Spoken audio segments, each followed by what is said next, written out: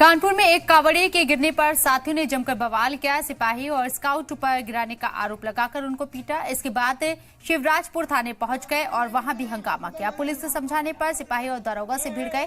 थाने के अंदर दारोगा और सिपाहियों ने उसकी झड़प व गाली गलौज की उनके साथ। कई ने थाने में लगे कांच के शीशे भी तोड़ दिए। पूरी घटना सीसीटीवी में कैद हो गई है, जिसके बाद पुलिस ने सीसीटीवी से पहचान कर 20 नामजद और 12 दीगर के खिलाफ एफआईआर दर्ज कर ली है, जबकि 5 आरोपियों को जेल भेज दिया गया है। पूरा मामला शिवराजपुर कस्बे के खेरेश्वर घाट तिराहे पर हुआ। उसके पीछे कुछ उपद्रवियों की एक टोली आई और उनके द्वारा वहां पर उपस्थित पुलिस बल के साथ काफी दुर्व्यवहार किया गया। इस क्रम में वो पुलिसकर्मी थाने की तरफ चले गए। उनके पीछे पुनः वही उपद्रवी और आ करके थाने में काफी हंगामा और तोड़फोड़ किए। इसके संबंध में उसमें उपद्रवियों में कुछ लोगों को 170 BNSS के तहत पुलिस हिरासत में ले लिया गया। वो उनको जेल भेज दिया गया।